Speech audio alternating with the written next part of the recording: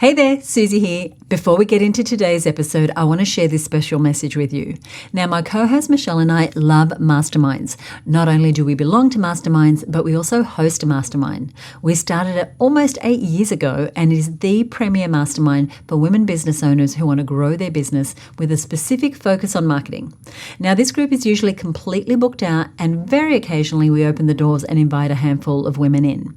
So if you're growing your business, but you're struggling with feeling overwhelmed, or like you constantly have a split focus when it comes to your marketing, this could be exactly what you're looking for. We have an amazing time together, and the women in the group are extraordinary. They're great cheerleaders, supporters, advisors, and colleagues for you. And they're also seeing extraordinary results. We see people cracking the $1 million, $2 million, $3 million mark, launching new e-commerce sites that go from $0 to $10,000 a month in sales. They're doubling their conversion rates, they're growing memberships, they're selling courses, they're growing their personal brands, and they're getting all kinds of media exposure and speaking opportunities and so much more. You can learn more about the mastermind and join the wait list over at herbusinessmastermind.com. We're going to open the doors soon, so you definitely want to be on the list to get an invitation. So head on over to herbusinessmastermind.com. Hey there, Suzi here, and before we get into today's episode, there is something we're doing that I want you to be the first to know about. Now, Michelle and I both belong to masterminds, and we have done for many years. We love masterminds, and we even host our own mastermind. But on the 28th of June, we're giving you the chance to be part of the mastermind experience. This is how to get clarity and finally have a marketing plan that'll grow your business. And this works even if you've struggled to get clients or take more of a strategic approach in the past. Now, this 30-day marketing program includes 3 half-day virtual mastermind sessions. These are 4-hour sessions that will help you create your strategic plan and give you the full mastermind experience, including hot seats and live training, strategic planning sessions, and more. Plus 30 days of Facebook support. Now, this is a dedicated group where Michelle and I are hands-on the entire month to support you with your marketing plan and any marketing projects or strategic questions that you have. Plus, every Friday, we give you a check-in. We let you stay accountable to your planning and your goals throughout the whole program. Now, you can join us at the Mastermind Experience by going to herbusiness.com/mastermind experience. Now, I want to let you know there are limited places, and last year, this program sold out within 48 hours. So you want to head across to herbusiness.com/mastermind experience and get your application in quickly. I'll see you there.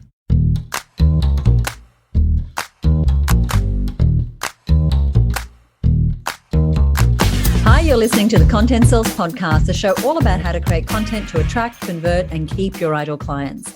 Welcome to episode 187. I'm Suzi Dafnis, and here with me is my co-host, Michelle Falzon. Hey, Michelle, how are you? Hey, Suzi, I am good. I'm actually finding fit, which is great because I sort of have had a little bit of a period of being unwell a little earlier in the year, but I'm ready to roll. And as we record this episode, I'm on a little bit of a natural high because I'm fresh off booking in several international trips for this year. And gee, it feels good to be traveling again. Some of them are for business. Some of them are for pleasure. Super excited to be getting on planes. My son was telling us last night, I've even missed like checking in baggage and visiting people and places around the world that are special to us. So I'm really excited. Yes, I know. I'm like just thinking about, I will actually smile at those people who ask me to take my shoes off and, take my computer out of the sleeve and all that instead of being grumble bum, like, just let me on the plane. I really miss travel too. I also have some wonderful international trips, some new places, which is great because I know like you, Michelle, we often go back to the same places because we're visiting our mastermind, et cetera. So I'm excited to have a few different destinations on the calendar. And one of the things that helps any business owner be able to take time away from your business is when everything isn't falling on your shoulders. And unfortunately, I see many small business owners stuck in that trap of feeling like they have to do everything themselves and they can't spend any time away from the business because perhaps cash flow is tight, but it's more that you're in a position where it's really hard for you to grow because you are the bottleneck in your business because you're doing all the things. So you can't take breaks because you have to keep things sort of moving along, and you can get both exhausted and resentful or both of those things. And I totally get it because hiring a team, paying to outsource can be a challenge, especially when you're not yet at your financial goals. But in today's episode, our goal is to convince you that there are at least 5 content marketing tasks that you should outsource today. And I say should very lightly, but just 5 tasks that we feel are the really good ones to let go of. And we'll give you some tips for how you might grow your marketing team. And I'll explain team more in a moment as your business grows. Yes, and as you just said, Suzi, we've got 5 content marketing tasks for you to consider outsourcing ASAP, like today. These are the tasks that we know from experience working with literally thousands of business owners and, growing our own businesses. These are those tasks that, aren't saving you money by you doing them. In many cases, it can actually be costing you money because of this little thing called opportunity cost. And that is, while you're doing these things, which you can outsource, you're not doing those other things in your business that could be making you much more money and moving you forward at a much faster pace. And I always think about the lawn mowing example, it's like spending half a day to mow your own lawn when you could have paid someone else to do it and use that half a day to make twice as much, 3 times as much, 10 times as much money in your own business by moving it forward, being more strategic, having a new strategy, all of those things. So it's happening all the time in our businesses that we are forfeiting opportunities and chances to move our business forward because we're stuck in the weeds doing things that we want to consider outsourcing. I love that. And yes, no lawn mowing for me. What I do want to talk about is your marketing team. And we're talking about team in a very specific context. One of my mentors always taught me that business is a team sport. And what that means is whether it doesn't mean people have to be on your payroll or full-time employees, but that doing business on your own can be really tough. And the only way to grow is to bring other people around you. And so inside of her business, the way we talk about team is the people that support you in making progress and moving forward. And that's exactly what I'm talking about team today. And Michelle's referring to your marketing team. Some of them are going to be people on a payroll, but some of them are going to be people whose services or products you subscribe to in order for them to help you grow your business. So for a small business, it's great if you can have people to help you with these key roles that we're going to, and tasks that we talk about. Anything that is not a good use of your time is worth considering outsourcing.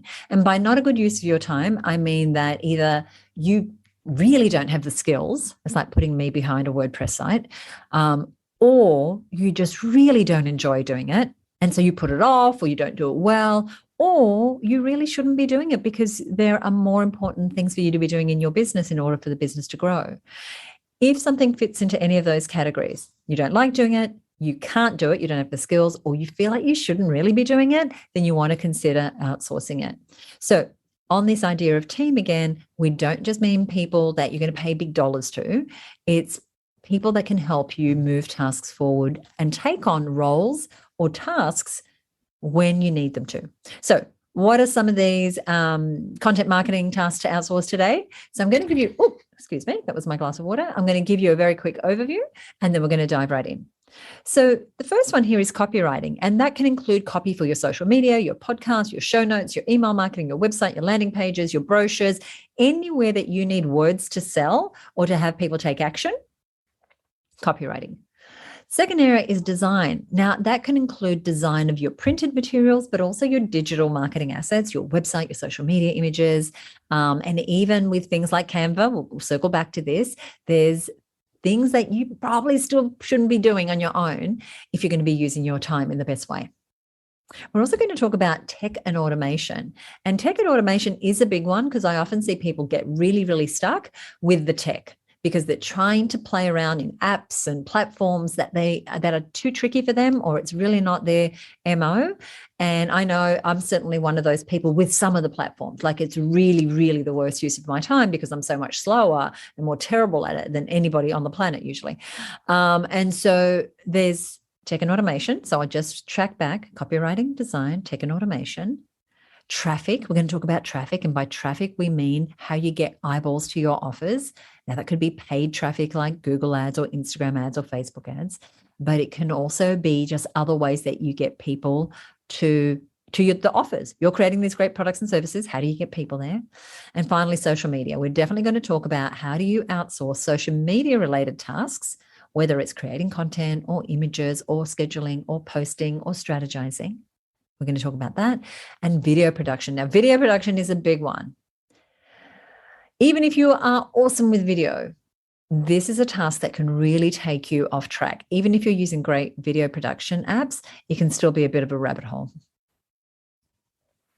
Sure thing. And more video is becoming such an integral piece of content that businesses that wouldn't have even thought they needed to create video a decade ago or 2 years ago even are now creating a lot of video. So that can be a big one. The other area is all that marketing admin stuff. And this is, scheduling podcast interviews if you do a podcast, handling emails, a whole bunch of administrative tasks that go along with filling out forms for things or following things up or going back and reviewing statistics or pulling together reports or finding and sourcing suppliers. All of those things can be very time consuming, and they are so easily outsourced to either an individual person who handles all your marketing admin or in, various sort of smaller projects and tasks. So marketing admin's a big one. And then zooming up, there's also kind of this idea of marketing strategy. And this is probably one of the harder ones to outsource and something that I think Suzi and I would both recommend that you might grow into. As your business develops, you can look to hire more senior people. So a more strategic copywriter, a more strategic traffic person, somebody who's got, really good branding strategy or funnel design strategy. And those sorts of people are often very well paid, but they can make a big difference in your business. But overall, and I think you will have picked this up from listening to this show, you want to be the person that holds the keys to the overall marketing strategy in your business. That's not something that you necessarily want to outsource entirely, because you want that marketing strategy to be aligned with your goals for your business and for your life. And at that high level, you always want to keep your hands on those reins around your marketing strategy. And it pays to be skilled, to have regular input and training, which I think may be why you're here listening to this show today, potentially one of the reasons.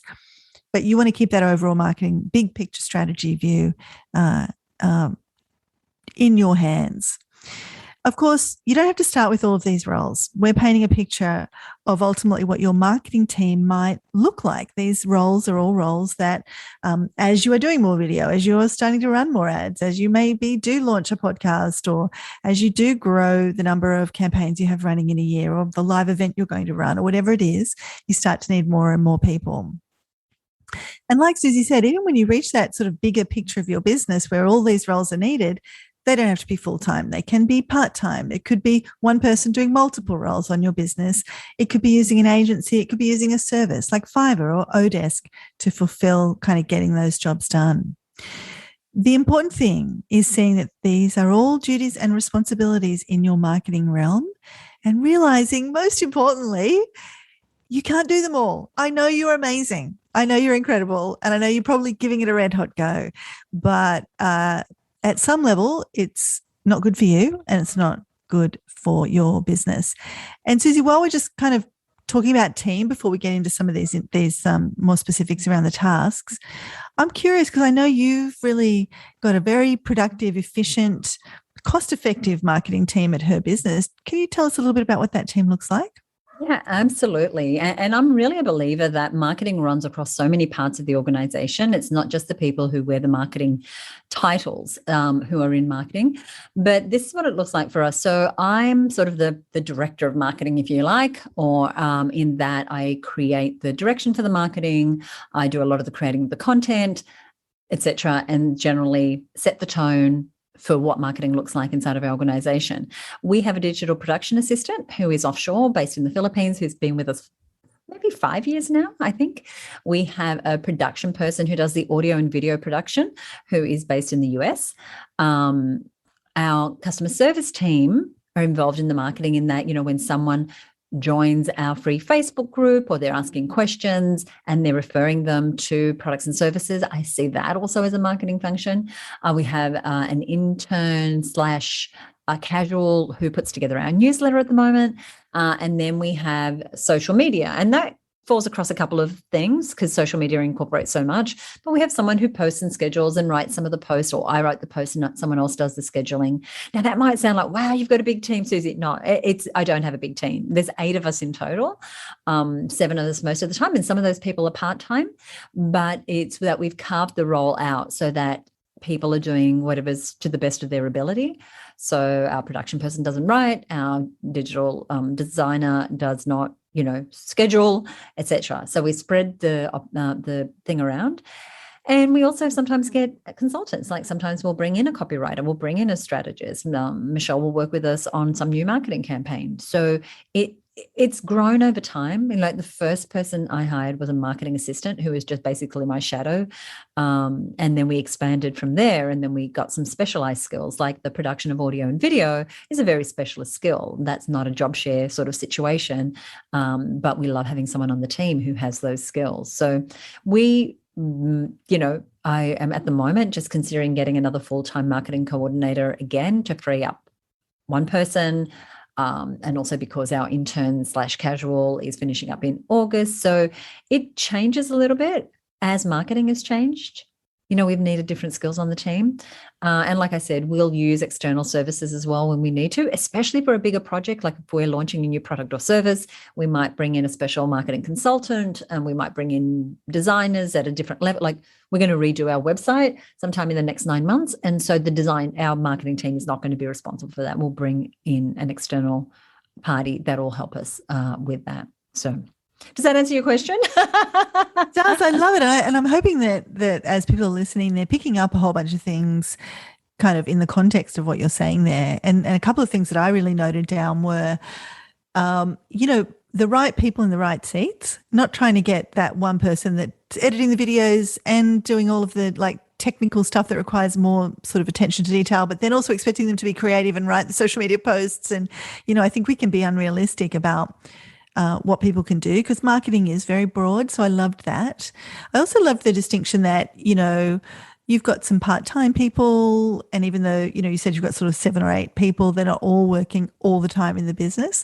And the other big thing that I think is a takeaway, a writer-downer, is this idea that marketing, our requirements change over time. And, I think, I've known you a long time. I look at some of the things you were doing in your business, say 10 years ago, that you're not doing now, but you're doing a whole lot of other things in your business right now that you need people on your team to support you with. Like you're doing so much more live stuff, which was not even a factor. No, but blogs were big, so we had blogs, right. 20 bloggers at one point. They weren't on staff, but we had 20 people who were part of our marketing of creating this website that was, getting 30,000 visitors a month. And so some things sort of ebb and flow. One thing we didn't mention was email marketing. So I might write the emails or someone else might write the emails.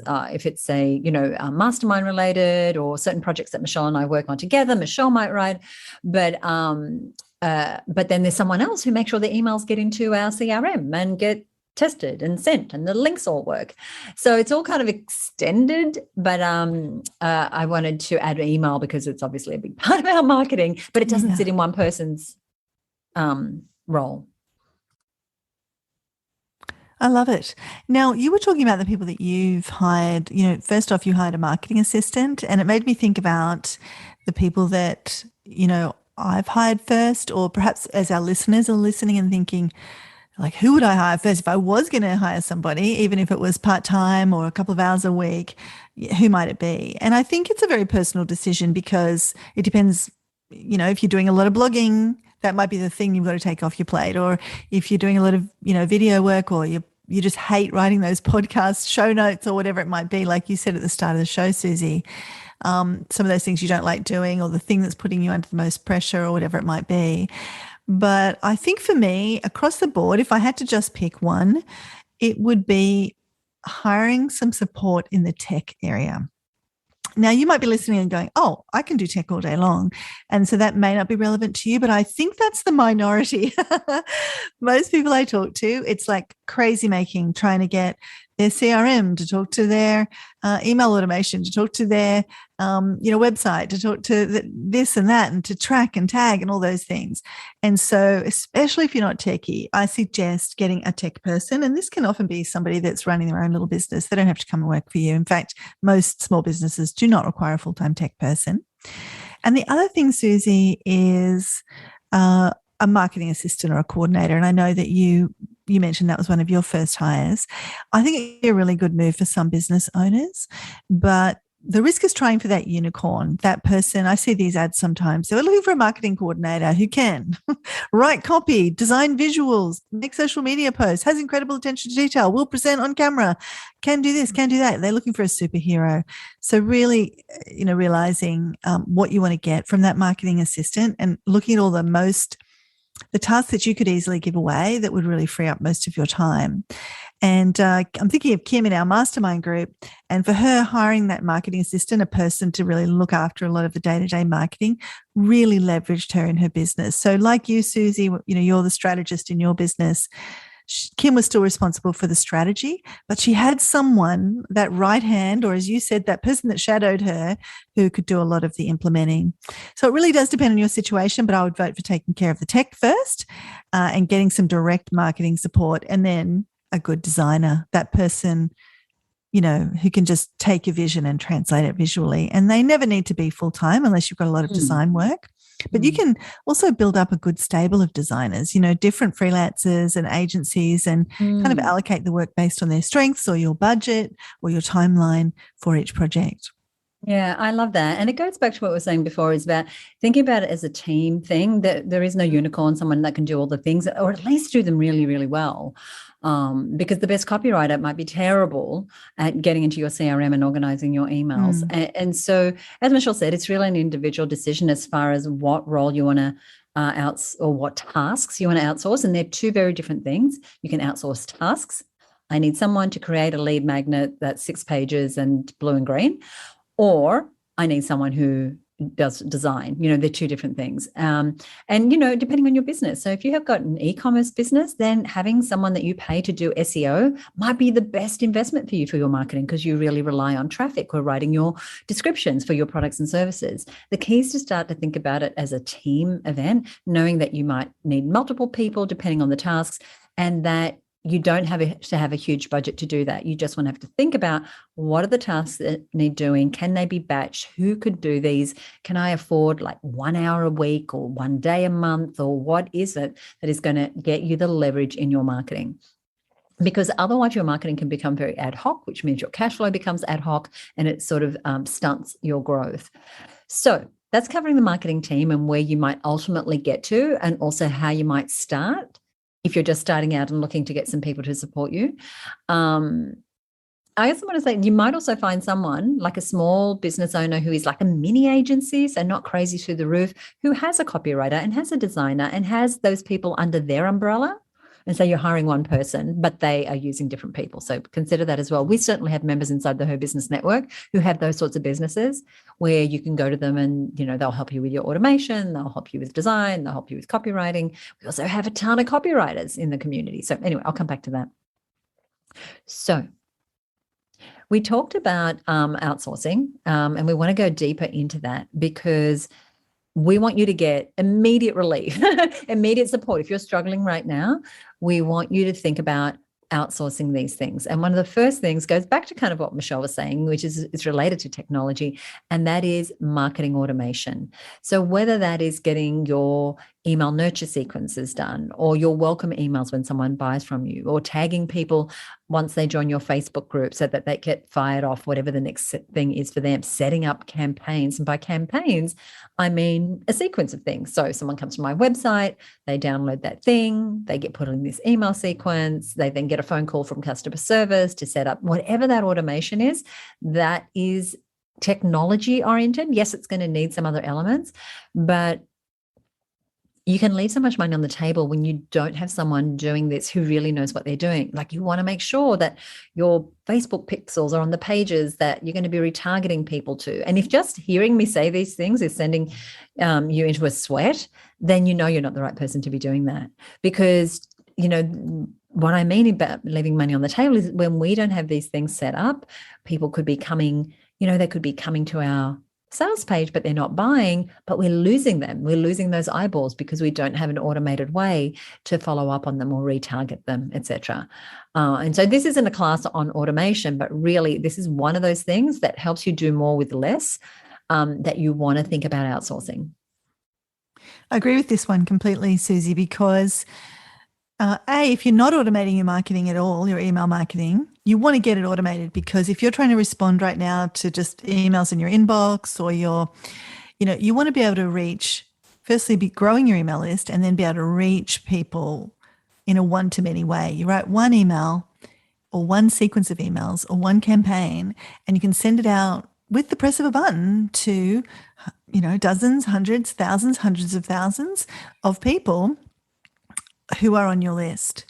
So that can become more and more complicated as you go. And you want to, look, you might start off with a free MailChimp account and sort of figure your way around it.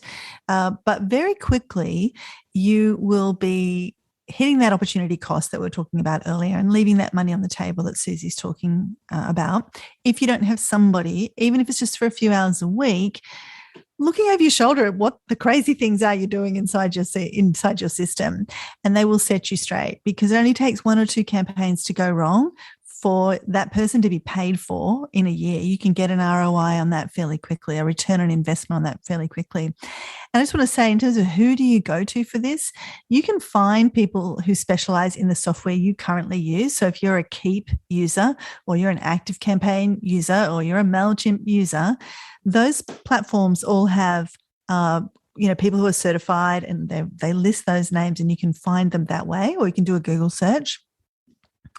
Or you can find people who are marketing automation experts. That's sort of the role that you're looking for. And you can get them to set the system up for you. So if you don't have a platform right now, they may be able to come in and say, look, what's best for you is XYZ, or I specialize in ABC. I'm going to set that up for you.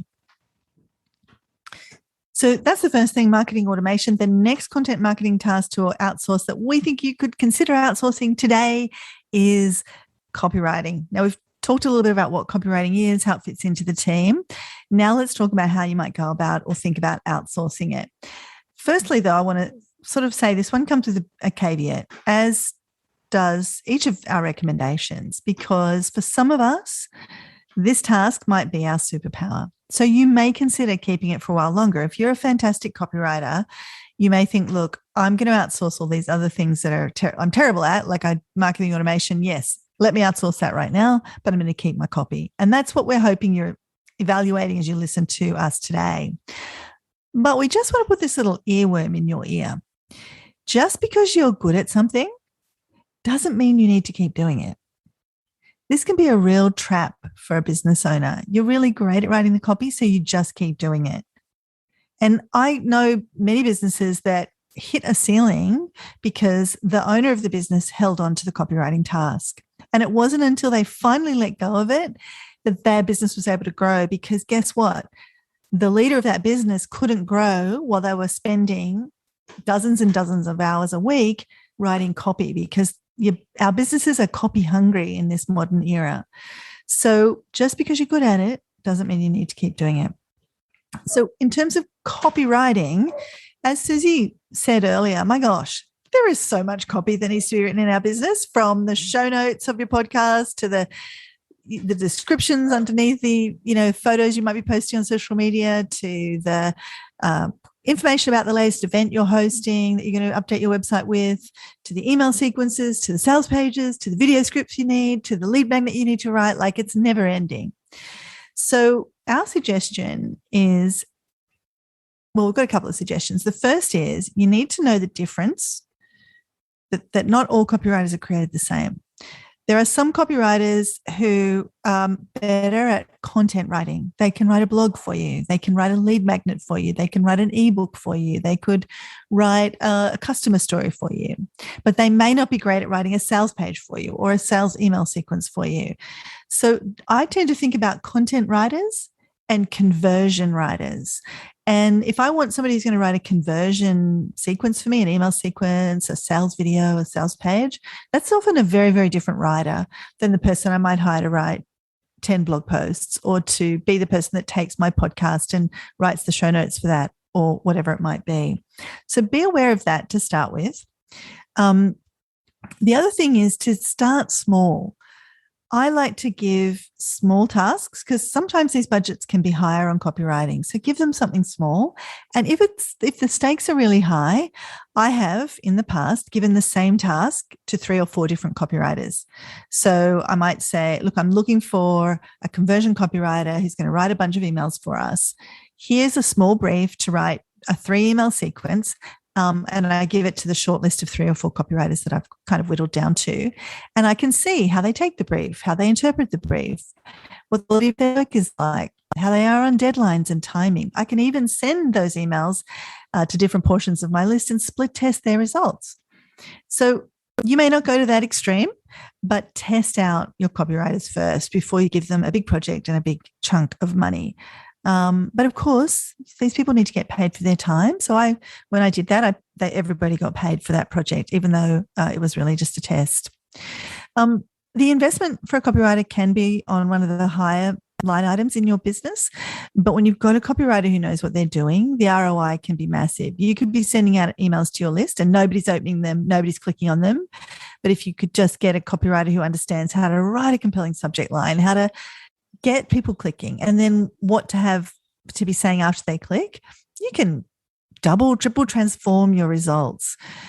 So that's kind of what I'd say about copywriting. Suzi, I know you've done many, many things with copywriting yourself and hiring others. I'm sure you've got a few gems there as well. Yeah, this is an area that I really like to outsource. I do not love copywriting myself, but, often we'll do some of the stuff in-house. Sometimes we'll bring someone on. We've had people on retainers. So there's lots of ways to do this. But if you strike on someone who's really good and you can get them to produce every month, I need, 3 blog posts, 10 social media posts, 5 emails, and you can give them one piece of content. Like, this is another way to use a copywriter. Give them one piece of content of something you've done and they can turn it into other pieces. You can really, even though it might be more expensive, it can be really, really good. The other thing is with the conversion copywriters. I mean, that is such a great distinction that Michelle gave you because it's a totally different person. And I personally feel, I don't know, Michelle, about you, that conversion copywriters kind of few and far between compared to, general copywriters. Oh my gosh, totally different person. But and you usually pay a lot more too for the good ones. For the conversion ones, right? Because it's turning into a sale. It's just not like, just normal marketing content. Inside of the Her Business Network, we actually have a lot of copywriters. And what I love, and this is, part of what we teach our members to do, is that they can really differentiate themselves. So we have copywriters that specialize in email copywriting. We have someone who specializes in writing case studies and testimonials. We have another writer who's really good at brand and story. And so copywriters do specialize in different areas. So you want to know what their specialty is. But also, if you're looking for a copywriter, if you're a member of the Her Business Network, then dive on into our Facebook group and ask for some help. If you're not part of the Her Business Network, then it is a pool of any resource or supply you might want in your business. Like any of these things we're talking about outsourcing today, you could find someone inside the Her Business Network to do that for you. It's a gold mine in there. Amazing women. So we've talked about marketing automation, copywriting. Another content marketing task to consider outsourcing as soon as you can is design. Now, there's lots of great tools out there at the moment. There's lots of great free tools. Canva is a multi-billion-dollar business that is a free design tool. And it's a great way to get started. They've got templates. They've got, they make it really, really easy. But I can tell when someone has been doing something in Canva and it looks meh. And the reason is that most of us are not designers. We know what we like. We know it when we see it. But, trying to find our way around a tool, even like Canva, can leave us with just sort of average looking design. And for me, I'm just picky. I like my design and the people I do business with for their design to look professional, on brand, and that sort of thing. And sometimes, especially if it's something that someone's going to pay for, or even something, if you put 2 lead magnet covers side by side and one is beautifully designed and has the headline in a really good font and it's very legible, and the other one is using colors that are muddy and don't have enough contrast, then it's really going to impact your results. And so design. And again, when it's a important project or product or service, you might want to invest that little bit more in design. But when it's sort of, you know, social posts, you know, which disappear after 5 seconds, maybe you can rely on some of those inexpensive or free design tools. Design is also important when you're creating proprietary processes. So, for example, inside the Her Business Network, we have a number of different models, whether it's our solopreneur to entrepreneur model or our 8 growth zones, which are 8 areas of business that we teach women to master so that they can grow sustainable businesses. When we're creating a model, we always seek external support. Designing a new website, it's like, really, it doesn't matter how good the template is. You want to have someone who really knows what they're doing. And your brand is a key part of design. And so if you follow our How to Craft Offers That Sell framework, which is we mention quite often here on the show, you'll see that brand is one of the differentiating factors on a product and service. So if you've designed some sort of brand or logo or look feel around one of your products and services, and a competitor has a similar product or service without the design element, you are going to just stand out. You're going to use that branding, that design to elevate the value of the product and service you have, and you could probably even charge more for it simply because you've dialed in the design. Michelle? So many gems there, really. And it's, you know, I've watched you for many years really make the most of design. All the work that you put out is just, like you said, so professional. Everything in the campaign fits together and looks seamless, you know. But it's a good designer. They make it look easy. And my son just recently bought a drum kit. Yes, spare a thought for me, everybody. My teenage son has a drum kit. But, you know, they're just drums. It's with a stick. It's a very basic instrument. And so you'd think that would be pretty easy. And he makes it look easy. He's talented at it. But I get on there and it just sounds like it's dreadful. It's the same drum, the same drumsticks. It all looks pretty easy. He's just banging his hands up and down. But it's all the nuances, it's all the experience, it's all the knowing where things go and what works together, what pieces work together. And that's what your designer is bringing to the table when they work on your website, when they work on your lead magnet and so on. So the other great thing is when you get a designer working on your stuff, you no longer have to feel embarrassed. Like, I know lots of people who feel embarrassed about their website or their old brochure when they're handing it over to customers almost with one eye closed, or their dodgy sales page. Everything ties together. And so in terms of where to find a great designer, there are lots of great sites online like Odesk, 99 Designs, places like that where you can find designers who'll just do project work for you. And it can be a great way to unearth a designer you want to work with longer term. You can also get referrals. So ask other people, you know, hey, have you got a designer? The other thing that can work is if there's somebody that you're just seeing who you just love the stuff they're putting out and how good it looks, you can reach out to them and say, you know, would you mind letting me know who your designer is? Or you can, like Suzi said, which I think is a brilliant idea, and the way I have found so many great suppliers is to join a network like Her Business. And again, lots of great people inside that community, other networks where you can find people who are really talented designers. So again, same recommendation though as the copywriter: start small. See how they are to work with. There's a designer that I've worked with for over 10 years. It started with one project and I really liked him. He took the brief and interpreted it. And is that a word? Interpreted? It sounds right. A couple of extra in there. Yeah. But he did a good job taking it and running with it, let's say that. And so we've worked together now for 10 years. Suzi, I know you're working with a designer. Oh my gosh, how long have you guys worked together? Who? Me and Scott? You and your designer, yeah. Oh, well, he's been on our team for 16 years.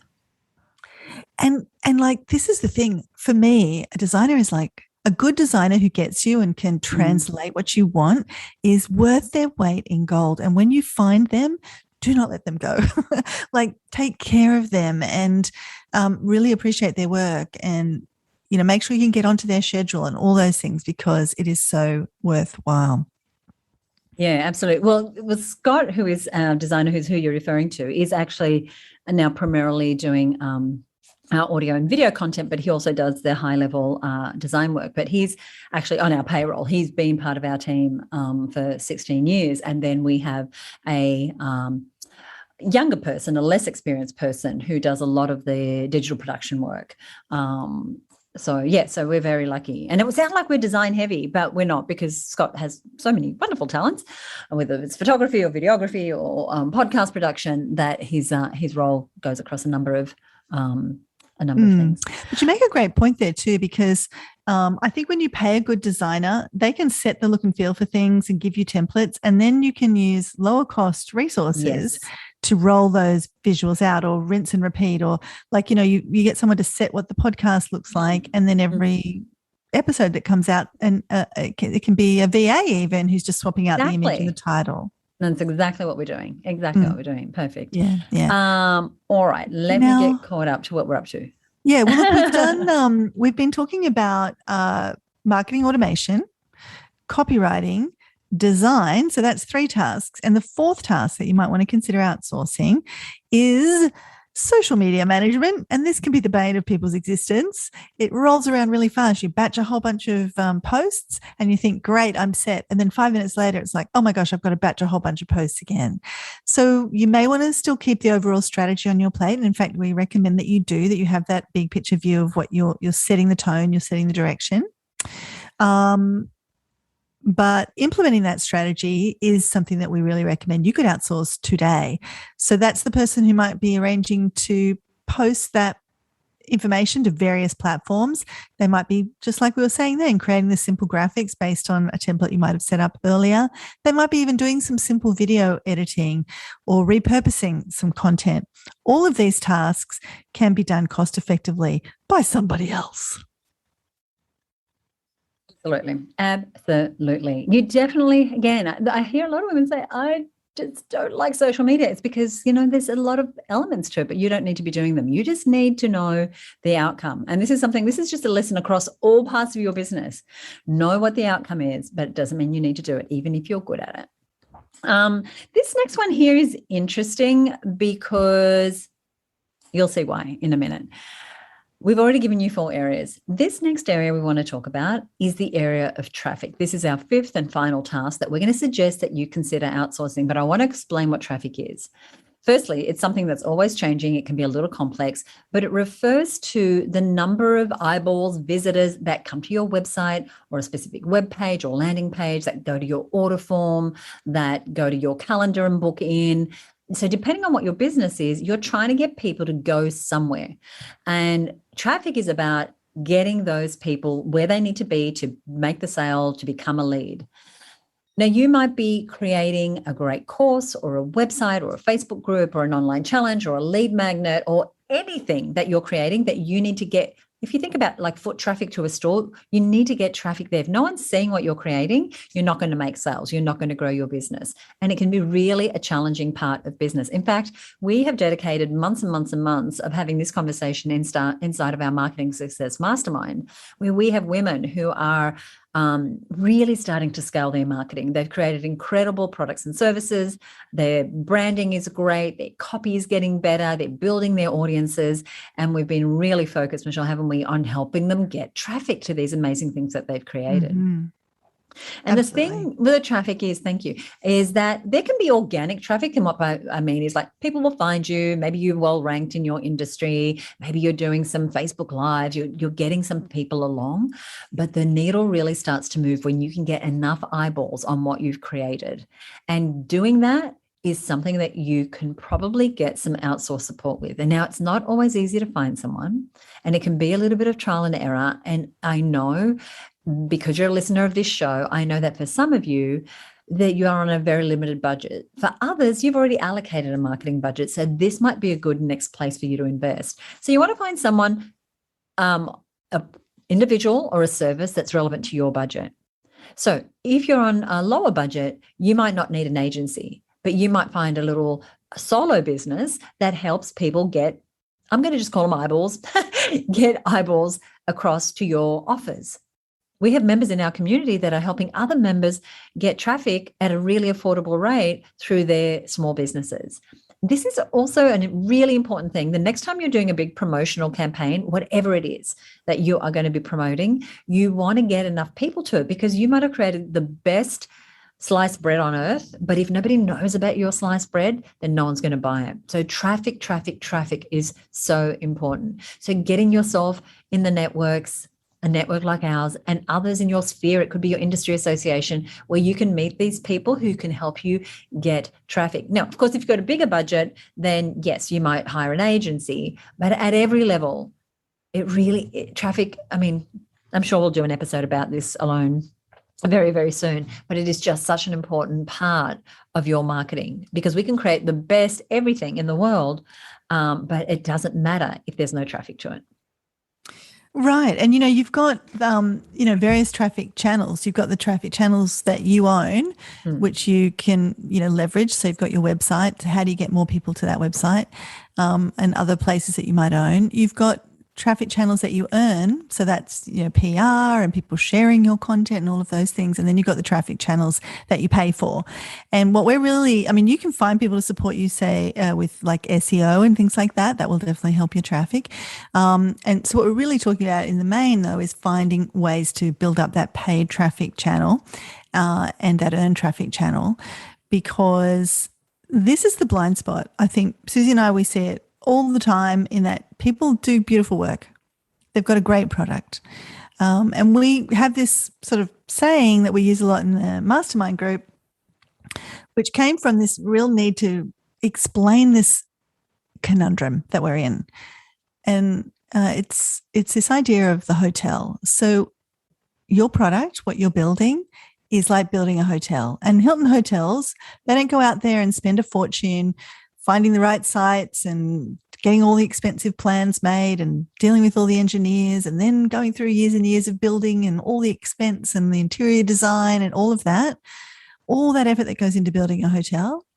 They don't go through all of that simply to, on the first day, go, oh, well, we didn't really fill the hotel, so let's close this hotel and go and build a new one. And that sounds ridiculous, but that's what many of us are doing with our marketing. We're putting all this time and energy into building the funnel, writing the lead magnets, doing the blog posts, writing the emails, creating the sales pages, getting the first taking, doing the customer stories. And then we open up and we don't get the traction that we want because we haven't invested time in traffic. And then we go, oh, well, it must have been my topic, or it must have been the format. I'm not going to do a challenge now. I'm going to do a webinar. So finding a way to crack this traffic nut is really key, because when you build that hotel, you've invested so much in it. Now you've got to invest in filling the hotel, not just tonight and not just one room, but every room, every night. And that takes concerted effort. And as a business owner, it's really difficult to put that concerted effort in. So that's just me on my little soapbox there about why traffic is something you may really want to consider outsourcing and investing in your business. Now, of course, there are dozens of content marketing tasks to consider outsourcing as your business grows. SEO, we just mentioned, community management. So if you start to get a big community of people like that are in your membership or have bought your online course, you might need somebody whose specific job it is just to look after your community of people. But the key is to get started, to realize that you cannot do it all. And that's okay. That's not admitting failure. That's actually becoming a more astute business person. I'm just going to say that one more time. Admitting you can't do it all is not about admitting failure. It's about becoming a more astute business person. And something I learned from Dan Sullivan, who is a great person to follow, really wise businessman. He wrote a book about this. And one of the most important questions that he says we can ask as a business owner when we're embarking on a new project or a new endeavor is to ask who, not how. We're so quick to rush in to the details of how are we going to get this done? How am I going to do it? How am I going to fit this in? How will I approach this? Without stopping to ask, who else could do this? Who's the right person to do this? Who might be able to do this more effectively?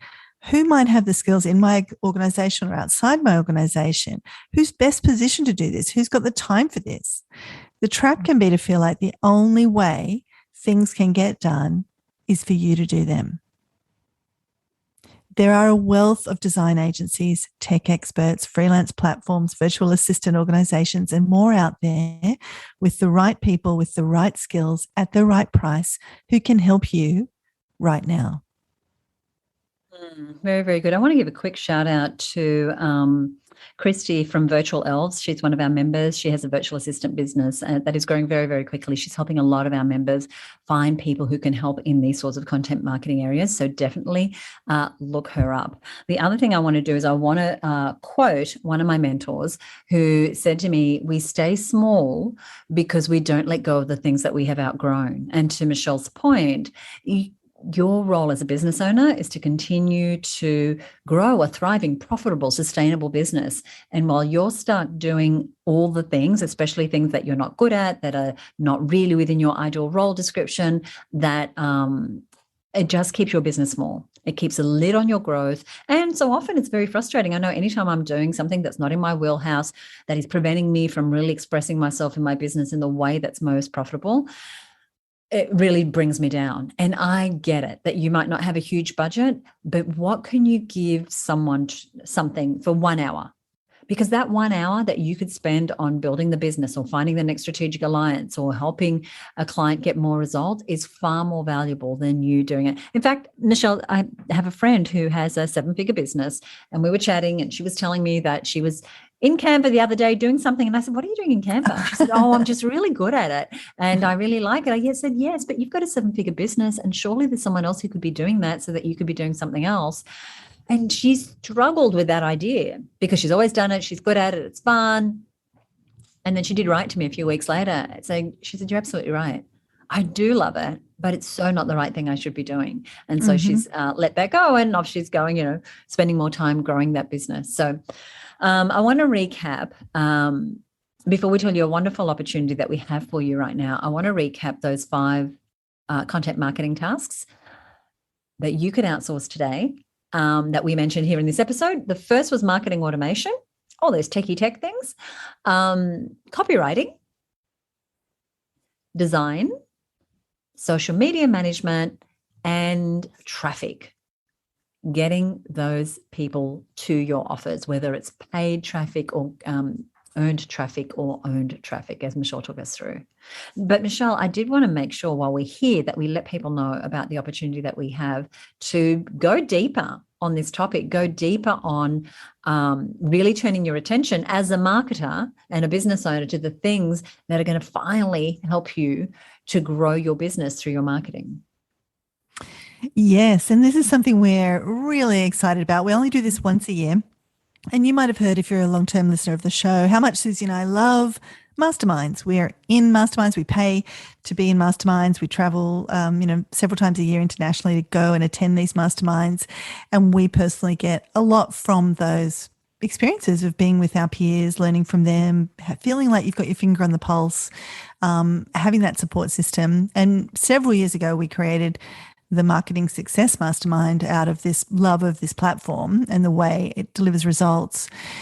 And what we realized was that it's hard for people if you haven't tried, if you haven't seen the magic inside a mastermind, it's hard to communicate it, even with our communication skills. So we once a year have opened the doors on what we call the mastermind experience. And this is 30 days where you get to see what it's like inside a mastermind.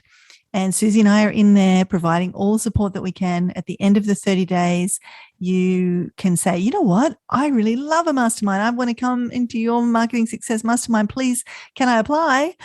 Or even if you decide not to do that, after 30 days, you have a really strategic marketing plan.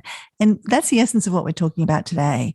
Becoming more strategic in your business, seeing yourself as not the social media poster or the Canva maker, but the inspiring leader of your business, even if it right now is a business of one. Having that mindset of being more strategic, being more intentional, getting yourself out of the weeds, not feeling like everything has to be on your shoulders is part of what we work with you on in this 30-day period, to zoom up, to re-see yourself, to re-see your business, and most importantly, to re-see what's possible. And people love this program. And last year it booked out like almost instantly. So if you want to come and hang out with us for 30 days in a real life, all the bells and whistles, we don't hold anything back. This isn't like a partial trial. You've got all the things that go with a mastermind, including Suzi and I.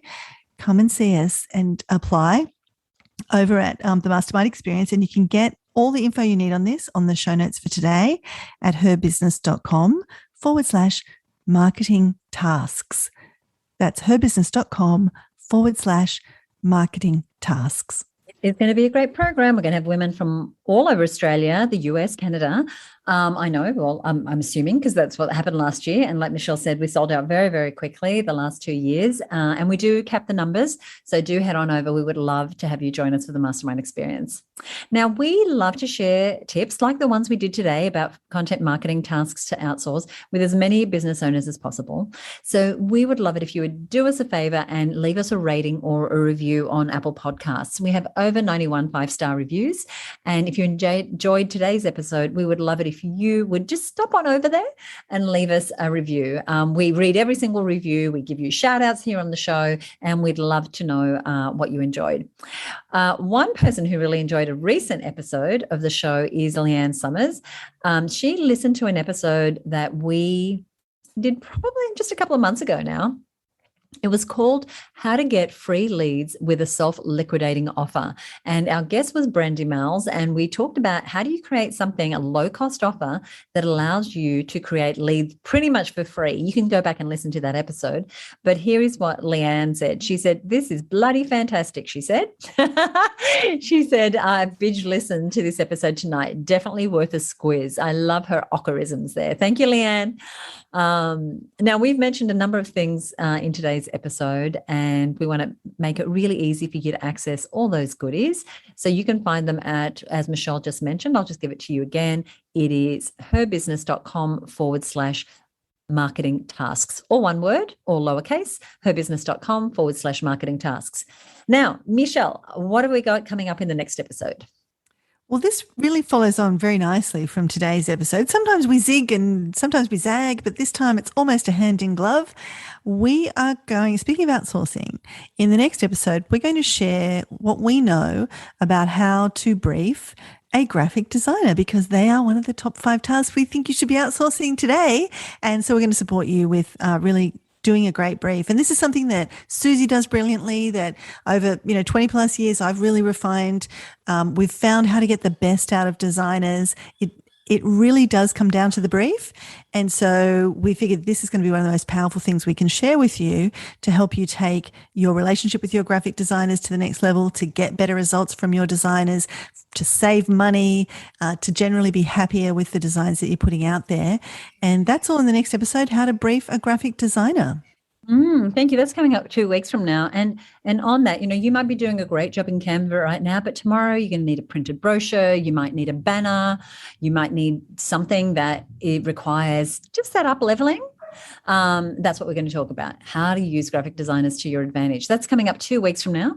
So if you don't already subscribe to the show, what are you waiting for? Go ahead and click that subscribe button wherever you're listening. And we'll see you next time right here on the show. Before we go, Michelle, anything you want to say? Oh, just to think that question that Dan Sullivan poses, who, not how, and come and see us over at the Mastermind Experience. We'd love to have you. Thanks, Michelle. We'll see you next time right here on the Content Sales Podcast. Bye for now.